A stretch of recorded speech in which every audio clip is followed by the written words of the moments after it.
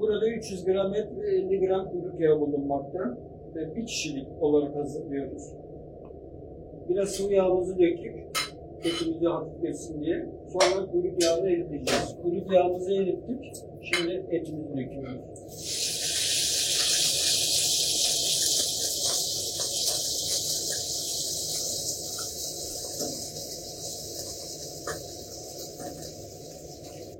Suyunu da döktükten sonra altını kısıyoruz.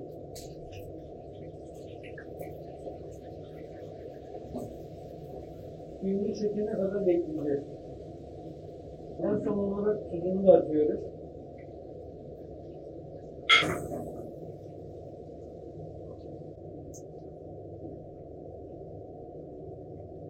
Kavurmamız hazır oldu. Herkesin Kurban Bayramı şimdiden mübarek olsun.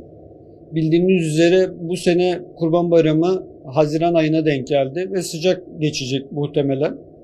Kurban kesildikten sonra kesinlikle poşete konulmaması lazım. En az 3-4 saat gölge böyle güneş görmeyen bir yerde dinlendirilmesi gerekiyor. Sonra eve götürdüğümüz zaman etlerimizi güzel bir şekilde ayırmamız lazım, temizlememiz lazım ki problem yaşamayalım. Kurban etinin soğuk hava depolarında 24 saat boyunca bekletilmesi gerekiyor. Böyle daha sağlıklı olacağını söylüyor uzmanlar. Hayvanın belli başlı yumuşak et bölgeleri vardır. O daha güzel olacağını düşünüyorum. Kendi tecrübeme dayanarak bunu konuşuyorum. Dediğim gibi kesildikten sonra 24 saat beklerse etimiz daha güzel, daha dinlenmiş, daha yumuşak bir şekilde tüketim sağlanabilir.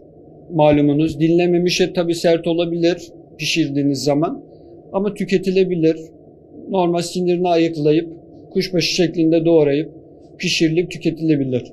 Pişirme esnasında kesinlikle ilk pişirdiğimiz zaman tuzu atmıyoruz. Tuzu en son atıyoruz. Tuzu attığımız zaman etimiz sertleşebiliyor. İlk başta yüksek ateşte, sonra bir bardak su döküyoruz etimizin içine. Sonra altını kısıyoruz. Yavaş yavaş buharında yumuşuyor bu sefer. Çok kısık ateşte yaptığımız zaman ilk etapta etimiz kuruyabilir. O yüzden ilk etapta kuyruk yağını eritiyoruz. Kuşbaşı etlerimizi içine atıyoruz. Yüksek ateşte hafif mühürlendikten sonra 1 kilo et yaptığımızı farz edelim. 1 çay bardağı su dökmemiz gerekiyor. Döktüğümüz sudan sonra tuzunu koyuyoruz. Kapağını kapatıp altını kısıyoruz ve suyunu çekmesini bekliyoruz. Kişisel tercihinize bağlı. Pul biber de atabilirsiniz. Etin suyunu çektikten sonra kimyon da atabilirsiniz. Etin hafifletmesi için karabiber de atabilirsiniz. Kekik de atabilirsiniz. O size kalmış bir şey. Ama geleneksel kavurma sadece et ve yağ ve tuzdan oluşuyor. Pişirmesinin bitmesine yakın atmanız daha iyi olur.